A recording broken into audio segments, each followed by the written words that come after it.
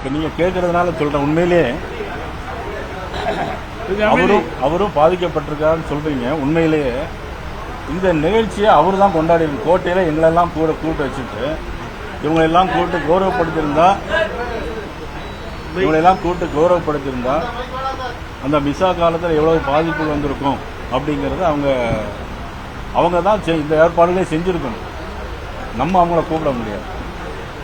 முருகன் மாநாடு அண்ணாமலைக்கும் நயினார் நாகேந்திரனுக்கும் இடையே யார் அதிகமாக கூட்டத்தை கூட்டுறது அப்படின்ற ஒரு போட்டியால நடத்தப்பட்ட மாநாடுன்னு சொல்லிட்டு சேகர் பாபு யாருக்கு பலம் அதிகம் அப்படின்றதான் அந்த கூட்டம் மூலமா தெரியும்.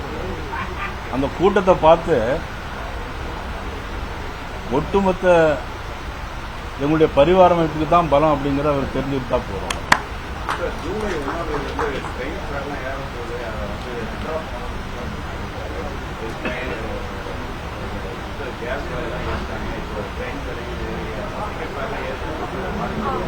முதல்ல தமிழக முதலமைச்சர் வந்து கேஸ் விலையை முதல்ல அவர் குறைப்பாங்க. 4 வருஷம் ஆச்சு, இன்னும் அவங்க குறைக்கவே இல்லை. அப்புறம் டீசலுக்கும் பெட்ரோலுக்கும் விலையை குறைப்பான்னு சொன்னாங்க. டீசலுக்கு மட்டும் விலையை கொஞ்சம் குறைச்சாங்க. அப்புறம் பெட்ரோலுக்கு முதலமைச்சர் வந்து வரியை குறைக்கல. இன்னும் அதெல்லாம் அவங்க தான் செய்யணும். அவங்ககிட்ட போய் நீங்கள் கேட்க வேண்டிய கேள்வியை என்கிட்ட வந்து கேட்குறீங்க.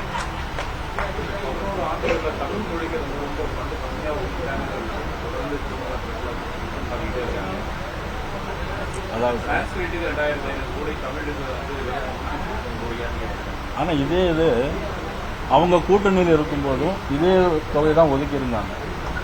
மத்திய அரசில் வந்து இதே தொகை தான் ஒதுக்கி. அப்போ வந்து அவங்க கேட்காத கேள்வியை இப்போ கூட்டணி இல்லாத போது இப்போ வந்து இங்கே நம்மள்கிட்ட கேட்குறாங்க.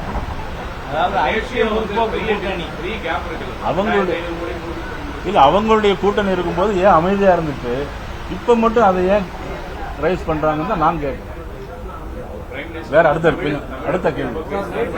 டெல்லியில உங்களுடைய தேசிய தலைவரை பார்த்துருக்கீங்க, இது தொடர்பாக ஆலோசனை கூட்டணி தொடர்பாக ஏதாவது பேசுறீங்க?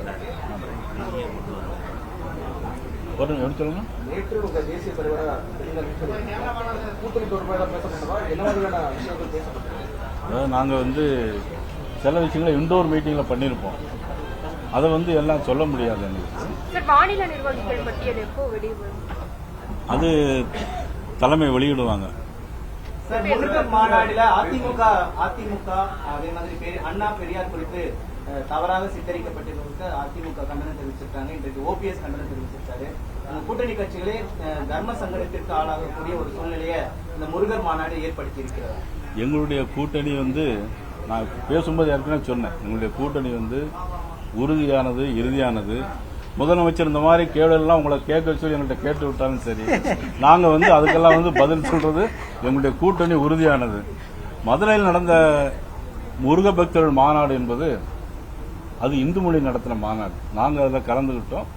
என்ன அதனால வந்து இந்த கேள்வியெல்லாம் வந்து நீங்க வந்து தவிர்க்க வேணும். ஆனால் இந்த கேள்வி நான் கேட்கிற கேள்வியை நீங்க முதலமைச்சர்கிட்ட கேட்கணும். நேற்று போலீஸ் ஸ்டேஷன்ல கர்ப்பிணி பெண் போலீசார அடிக்கப்பட்டு வயிற்றுல மிதிக்கப்பட்டு ரொம்ப சித்திரவதை உள்ளாகப்பட்டு எங்க பெட்டிஷன் கொடுக்க போனவங்களே அவங்க பாதிக்கப்படுறாங்க. இதே மாதிரி முன்னால 2 வருஷத்துக்கு முன்னால ஒரு பாலியல் மெட்ராஸ்ல 1 வருஷமா ஒரு மனநிலை குன்றிய ஒரு பெண், அவங்கள 1 வருஷமா பாலியல் பலாத்காரம் பண்ணியிருக்காங்க. அவங்க பெற்றோர்கள் போய் ஸ்டேஷன்ல கம்ப்ளைண்ட் கொடுக்க போனதை அவங்கள அடிச்சு துன்புறுத்துறாங்க. ஆனா இந்த மாதிரி ஒரு ஆட்சி வந்து தமிழ்நாட்டில் எனக்கு தெரிஞ்சு இப்போ நடக்கிற ஆட்சி தான் நடக்குது. இதை விட்டுட்டு இப்ப தாம்பரம் மயிலாடுதுறை பக்கத்துல ஒரு தாழ்த்தப்பட்ட சமூகத்தை சேர்ந்தவங்களும் போலீஸ் அடிச்சு துன்புறுத்துறாங்க. ஒரு வணிகர் பிடிச்சு டிவியில காலைல 10 மணிக்கு செய்தி பார்த்தேன். போலீஸ் வந்து வணிகர்கள் வந்து பிடிச்சு அடிச்சு தரையில கரகரன்னு எடுத்துட்டு போறாங்க. இதெல்லாம் நீ கேட்க மாட்டீங்களா? நீ யாராவது சொல்லவே மாட்டேங்கிறீங்க.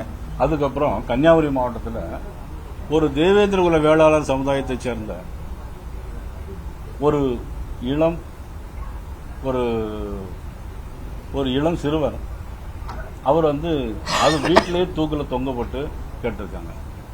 இதெல்லாம் வந்து வெளிப்படுத்தவே மாட்டேங்கிறீங்க. ஏன் அப்படின்னு தெரியல. ஏன் அமைதியா இருக்கீங்க? நயினார் நாகேந்திரன்ட்டையும் ஹெச்ராஜாட்டையும் கார்மேகத்திட்ட வந்து கேட்கிற கேள்வியெல்லாம் கூட்டணி எப்படியாவது சிதைக்குங்கிறதுல அவங்க ரொம்ப கண்ணும் கருத்துமா இருக்காங்க. அது நிச்சயமா நடக்காது. மதுரையில் நடைபெற்ற மாநாடு உங்களை எல்லாம் ஒரு பெரிய திருப்பத்தை ஏற்படுத்தியிருக்கு. அது மட்டுமல்ல, ஒரு முன்னாள் மத்திய அமைச்சராக இருந்தவர் ஆர் ராசா 2G கேஸில் எவ்வளவு வழக்குகள் இருக்கான்னு தெரியும்.